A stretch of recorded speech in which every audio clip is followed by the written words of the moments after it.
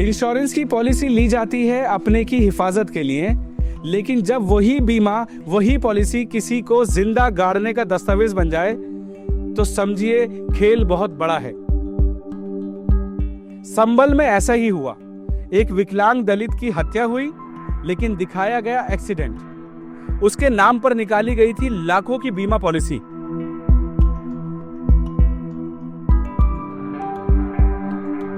और इस पूरे खेल का भांडाफोड़ किया एडिशनल एसपी अनुकृति शर्मा की टीम ने। इंडिया फर्स्ट रिपोर्ट्स आपके लिए लेकर आया है इस मर्डर, फ्रॉड, लालच और वो पूरी कहानी जिसे जानकर आप कहेंगे ये कोई फिल्मी सीन नहीं, ये हकीकत है और बेहद खौफनाक है।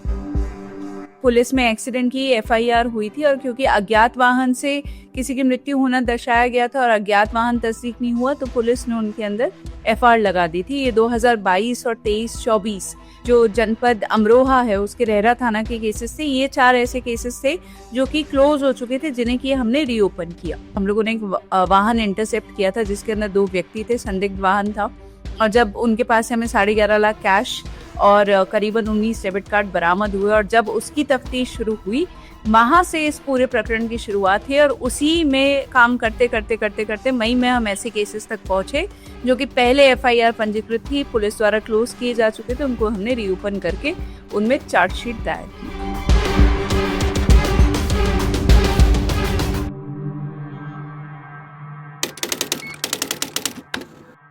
1 अगस्त 2023 को चंदौसी कोतवाली थाने में एक एफआईआर दर्ज होती है। एक दलित दिव्यांग व्यक्ति दरियाब जाटव को अज्ञात वाहन ने कुचल दिया।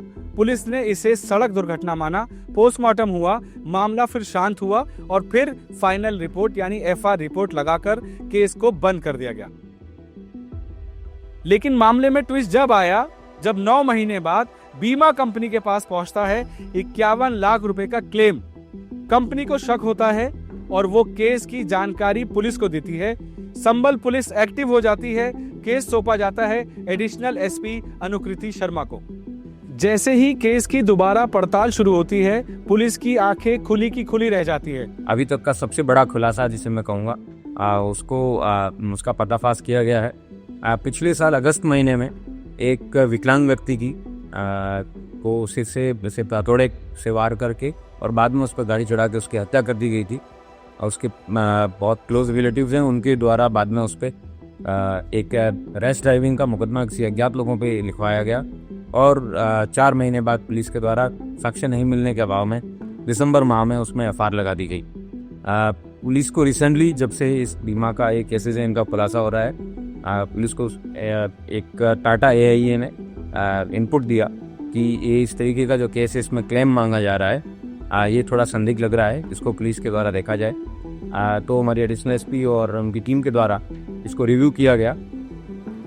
हम लोग जनवरी से बीमा फ्रॉड पे काम कर रहे थे लगातार और इसके लिए हम लोगों ने कई कंपनियों से संपर्क किया था और उनसे हम ऐसे पॉलिसीज की डिटेल मांग रहे थे जिसमें पॉलिसी शुरू कराने की तिथि और पॉलिसी की जो क्लेम की तिथि है उसके अंदर बहुत कम अंतराल हो, क्योंकि हमने ये पाया था कि ये जो फ्रॉडस्टर्स हैं, क्योंकि ये खुद ही प्रीमियम पे करते हैं, तो ये उन्हीं लोगों को चुनते हैं जो या तो मर चुके हैं या बहुत जल्दी मरने वाले हैं। उसमें जो मृत्यु के कारण होते थे वो हार्ट अटैक या नेचुरल डेथ दिखाते थे, ये कैंसर पीड़ितों को या टीबी वालों को।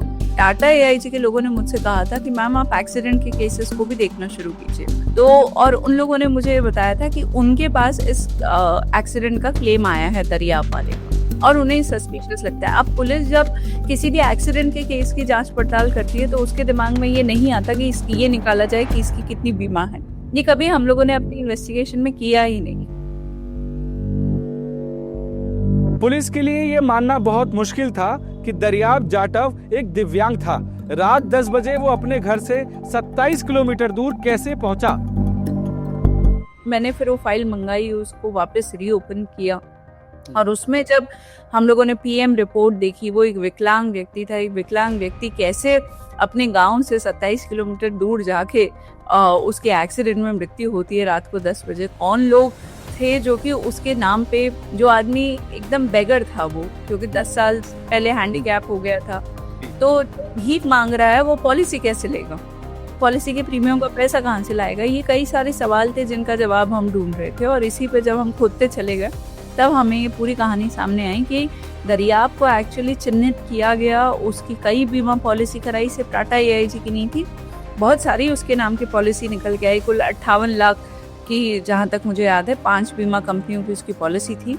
क्योंकि इनको एक्सीडेंट का रूप देना था और ये बहुत कॉन्फिडेंट नहीं थे, तो इन्होंने एक व्यक्ति को एक्चुअली 50,000 रुपये में हायर किया था, जो कि 13 साल जेल में रह के बाहर आया था। उस व्यक्ति को इसकी सुपारी दी गई थी, उसके साथ ये लोग भी थे, और फिर इन लोगों ने उसकी पहले उसके ऊपर गाड़ी चढ़ाई, फिर ये मेक श्योर करने के लिए कि वो मर गया है कि नहीं, फिर उसके सर पे हथौड़े से भी वार किया, और फिर बाद में खुद ही आवेदक बन के FIR भी कराई और फिर क्लेम के पैसे के लिए आवेदन वगैरह किया। तो जब ये केस खुला तब दिमाग में हमारे एक और एंगल फिट हुआ कि ये भी एक तरीका हो सकता है। पोस्टमार्टम रिपोर्ट में सिर पर गंभीर चोटें थीं, लेकिन बाकी शरीर लगभग साफ था। पहले दरियाब के सिर पर हथौड़े से वार किया गया, फिर उस पर गाड़ी चला दी गई और FIR हुई। रोड एक्सीडेंट बताया गया, लेकिन बीमा क्लेम के वक्त कंपनी ने शक जताया और पुलिस ने इस केस को फिर से खोल दिया। जैसे आदमी अगर गिरेगा तो उसके सर के एक तरफ चोट आई ना, उसके दोनों तरफ हम लोगों को वुंड्स दिखे। तो जब सारे डॉट्स को हमने कनेक्ट करना शुरू किया और जितनी कंपनी में उसने पॉलिसी खरीदी थी वहाँ सबसे हमने क्लेम पेपर्स मंगाए, उसमें हम लोगों ने कॉमन लोग देखे, कौन लोग हैं जो कि जिनके नंबर पड़े हुए हैं, जो कि आवेदन कर रहे हैं।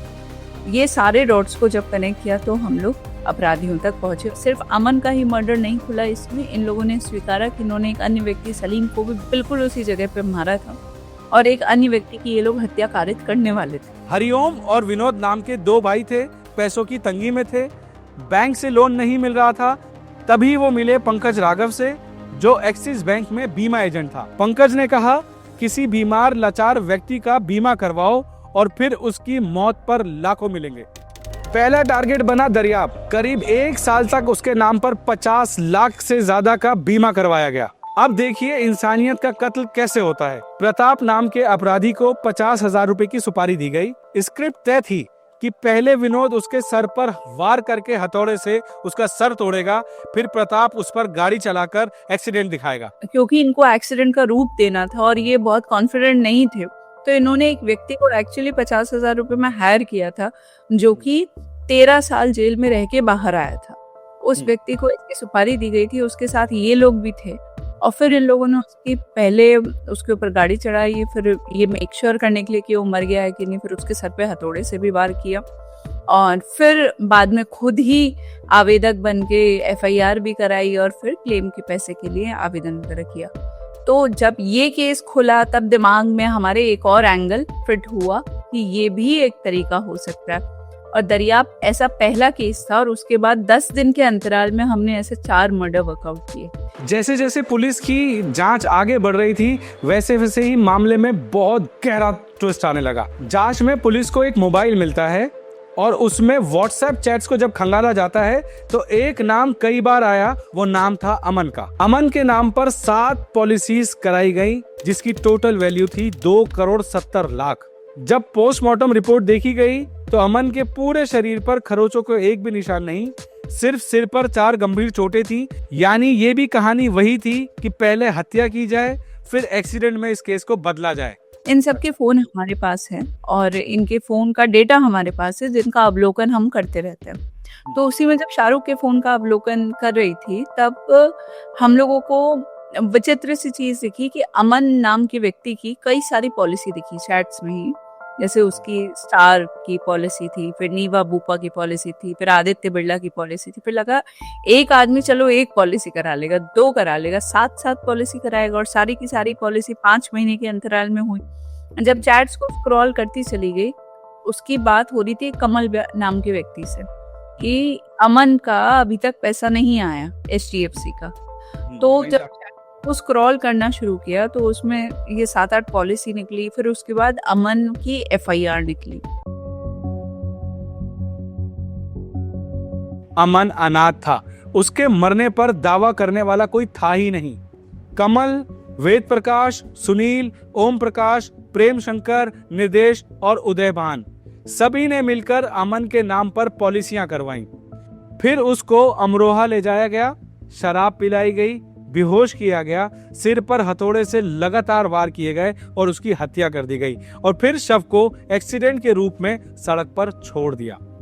FIR एक्सीडेंट की थी, अज्ञात वाहन से अमन की एक्सीडेंट में मृत्यु हो गई थी और ऊपर FR की कॉपी दिखी कि उसके केस में FR भी लग चुकी थी और उसी में सेम पैटर्न। तो वो दरियाब वाला तो दिमाग में फिट था ही।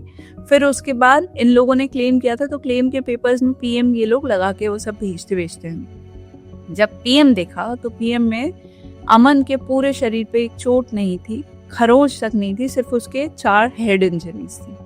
चारों हेड इंजरीज बड़ी थी। ऐसा तो किसी एक्सीडेंट में होता नहीं है। और ये सेम मैच किया दरियाब वाले केस से आपको बिल्कुल। तो फिर हम लोगों ने वहाँ पे सर को पत्राचार किया, DIG सर को, कि हम लोगों को ये पूरा यकीन है कि ये एक एक्सीडेंट ना होके सुनियोजित हत्या है और इसलिए इसका रीइन्वेस्टिगेशन आप प्लीज ऑर्डर करें और हमें हमारे जनपद को स्थानांतरित करें। तो ये अमरोहा से फिर संभल आई विवेचना और संभल में फिर हम लोगों के पास सारे साक्ष्य थे। फिर हमने वही होमवर्क रिपीट किया, सारे डॉट्स कनेक्ट किए, सारे पॉलिसी पेपर्स के। इन लोगों की कहानी यहाँ तक नहीं रुकती। अगला टारगेट था रमेश की हत्या की प्लानिंग। गैंग अब अपनी अगली हत्या की तैयारी कर रहा था। शिकार था रमेश, जो ओम प्रकाश का सगा जीजा था। उसके नाम पर भी पॉलिसियां पहले से ही करवाई जा चुकी थी, लेकिन इससे पहले कि रमेश मारा जाता, पुलिस ने इस खौफनाक प्लान को बेनकाब कर दिया। अब क्या होता है, ये चारों केसेस जो है ना, इन चारों केसेस में जो वादी है, जो मृतक के पर जिन लोगों ने FIR कराई है, वही लोग हत्यारे हैं। इसको कंप्लेनेंट बोल रहे हैं हम, वही प्लानर्स थे, तो उन्होंने ही मर्डर किया था। उसके अलावा बीमा का एंगल तो किसी के दिमाग में नहीं था, जब तक कि मेरे दिमाग में भी इस केस के बाद हम लोगों को लगा कि लोग इस स्तर तक जा सकते हैं कि किसी का बीमा करा के उसका एक्सीडेंट का रूप देके हत्या कर रहे हैं। ये तो हमने कभी किसी ने सोचा ही नहीं था। आपको पता है कि ये कितना बड़ा खूनी खेल था? Times of India, Hindustan times, economics times जैसी रिपोर्ट्स बताती हैं कि सिर्फ उत्तर भारत में इंश्योरेंस मर्डर फ्रॉड के नाम पर 100 करोड़ से ज्यादा का खेल खेला जा चुका है। अब इस मामले में ED ने भी एंट्री कर ली है, मनी लॉन्ड्रिंग का मामला दर्ज कर लिया गया है और बीमा माफिया के खिलाफ और भी सबूत सामने आ सकते हैं। मैम, जैसे हम टीवी पे देखते हैं क्राइम पेट्रोल या कोई क्राइम शो देखते हैं, जैसे CID देखते हैं, उसमें एक टीम होती है, फोरेंसिक टीम। तो जब पोस्टमार्टम होता है तो फोरेंसिक टीम की तरफ से कोई डाउट्स नहीं आते मैम? अमन के केस में एक्चुअली ये डाउट रेज हुआ था, डॉक्टर्स ने किया था, पर ये लोग बोले कि हम ही ने बोल दिया था कि जब एक्सीडेंट है तो आप लोग क्योंकि अगर वो एक्सीडेंट नहीं दिखाएंगे तो क्लेम, सारी मेहनत उनकी बेकार चली जाएगी, खून करना भी बेकार चला जाएगा, पैसा नहीं मिलेगा। तो दोस्तों, ये थी कहानी जिसमें बीमा माफिया ने इंसानी जान की कीमत लगाई और इसे बेनकाब किया संभल की एडिशनल SP अनुकृति शर्मा ने और उनकी टीम ने, जिन्होंने बंद हो चुके केस को दोबारा खोलकर इंसाफ तक पहुंचाया। सबसे मुख्य बात तो हम लोगों के लिए ये थी कि अगर कोई मर्डर कर रहा है किसी का, तो वो खुलेआम नहीं घूम सकता। मर्डर सबसे बड़ा अपराध है BNS में, उससे बड़ा अपराध नहीं है।